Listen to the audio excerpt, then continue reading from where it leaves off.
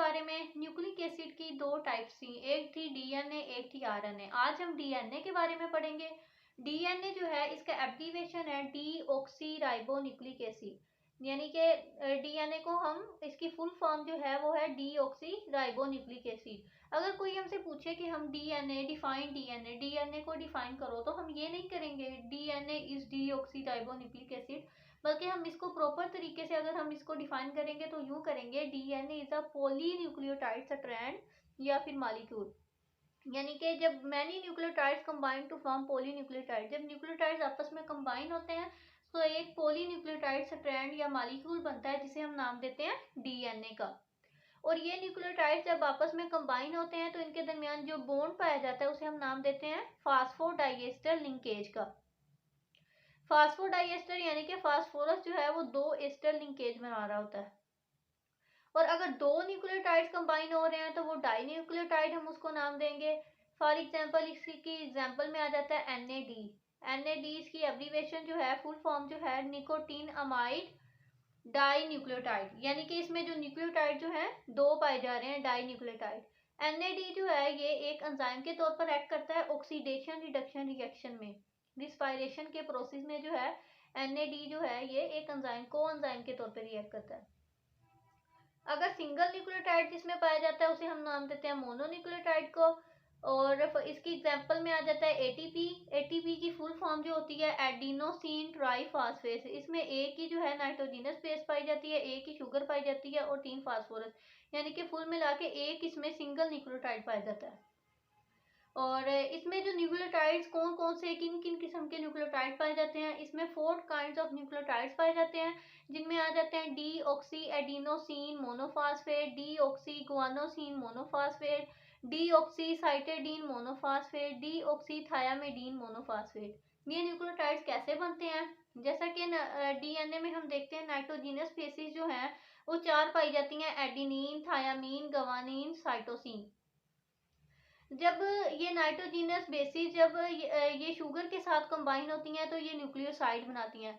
और डीएनए में deoxyribose sugar पाई जाती है, और जब ये बेस के साथ कंबाइन होगा तो न्यूक्लियोसाइड बनाएगा। इनके जो न्यूक्लियोसाइड को हम नाम देंगे deoxy adenosine, deoxy thymidine, deoxy guanosine, deoxy cytidine. और जब ये न्यूक्लियोसाइड फास्फोरस ग्रुप के साथ अटैच होता है तो न्यूक्लियोटाइड बनते हैं। यानी कि यहाँ पे न्यूक्लियोटाइड है, यहाँ पे जब ये न्यूक्लियोसाइड जो है न्यूक्लियोसाइड ये जब कंबाइन होता है प्लस फास्फोरिक एसिड के साथ जब ये कंबाइन होता है तो ये क्या बनाते हैं न्यूक्लियोटाइड। न्यूक्लियोटाइड में आ जाता है जब ये डीऑक्सी एडिनोसिन जब इसके साथ एक फास्फोरस लगेगा तो ये मोनोफॉस्फेट बनाएगा। अगर इसके साथ 2 फास्फोरस लगेंगे तो ये डाईफॉस्फेट बनाएगा, जिसे हम एडीपी का नाम देते हैं।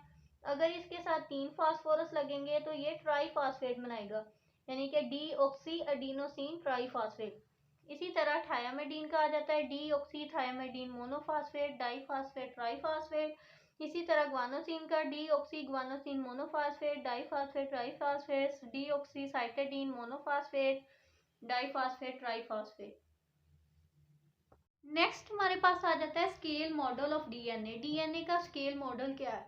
सबसे पहले जो है डीएनए का स्ट्रक्चर जो 2 साइंटिस्ट ने डिटरमाइन किया था, उनमें से एक का नाम है मॉरिस मिल्कन और दूसरे का नाम है रोजालिंड फ्रैंकलिन।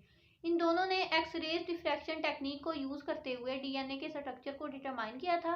और 2 साइंटिस्ट जिन्होंने मतलब डीएनए के मॉडल को बिल्ड किया था कि डीएनए का स्ट्रक्चर क्या है, उनको उन्होंने बिल्ड किया था ऐसे, उनका नाम है James D Watson and Francis Crick. इन दोनों ने जो है ये डीएनए के मॉडल को बिल्ड किया था।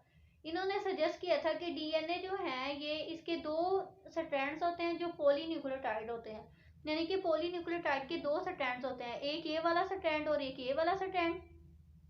इसमें ये दोनों स्ट्रैंड जो हैं एक दूसरे के इर्द गिर्द कॉइल्ड होते हैं और in the form of double helix, यानी कि ये दोनों स्ट्रैंड जो हैं ये स्पाइरल फॉर्मेशन कर रहे हैं। ये वाला स्ट्रैंड दोनों जो हैं ये स्पाइरल फॉर्मेशन कर रहे हैं।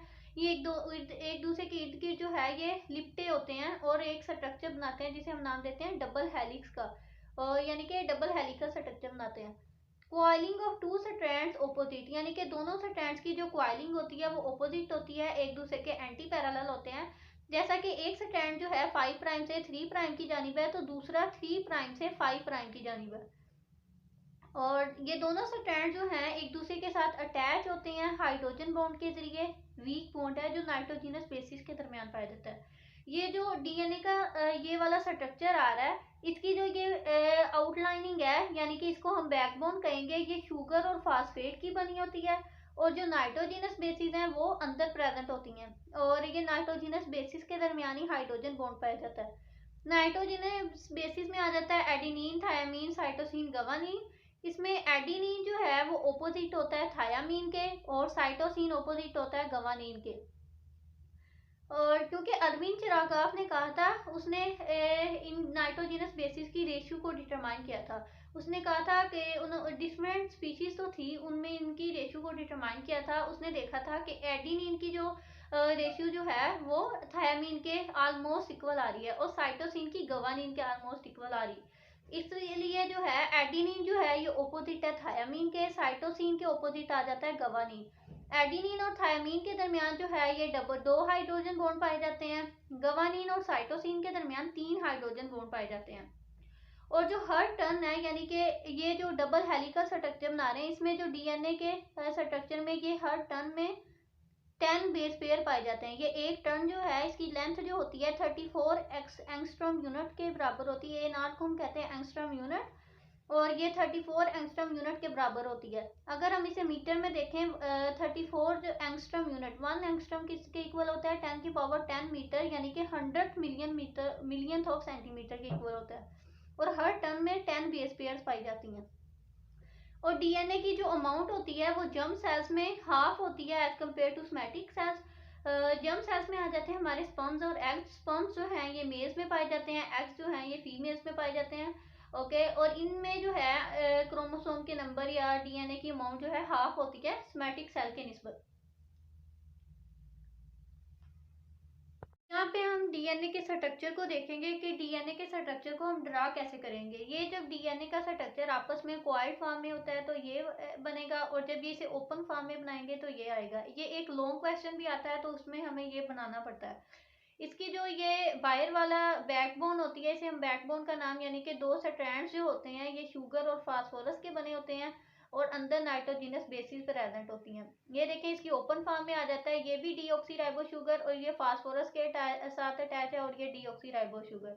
ये फास्फोरस इसके ऑक्सीजन के साथ भी एस्टर लिंकेज बना रही है, नेक्स्ट राइबो शुगर के ऑक्सीजन के साथ भी एस्टर लिंकेज बनाती है, जिसकी वजह से हम कहते हैं कि ये न्यूक्लियोटाइड जो है एक दूसरे के साथ अटैच होते हैं फास्फोडाइएस्टर लिंकेज के जरिए। इसमें जो है 3 प्राइम से 5 प्राइम नीचे से ऊपर की जानिब आता है, यानी कि फास्फोरस जो है 3 कार्बन के साथ यहाँ पे नीचे अटैच है, फिर ऊपर 5 प्राइम। ये वाला फास्फोरस यहाँ पे 3 प्राइम के साथ अटैच है, ये 5। इसमें जो है राइबोज शुगर की जो मतलब कार्बन 1 यहाँ से स्टार्ट होगा, फिर 2 3 4 5, और इसमें जो है यहाँ से स्टार्ट होगा 1 2 3 4 5। हमने न्यूक्लिक एसिड का जब टॉपिक पढ़ा था उसमें न्यूक्लियोटाइड्स के बारे में जब पढ़ा था, वहां पे देखा था कि नाइट्रोजिनस बेसिस जो है वो कार्बन नंबर 1 पे अटैच होती हैं राइबोज शुगर के साथ। डीऑक्सी राइबोज शुगर ये डीएन है इसलिए।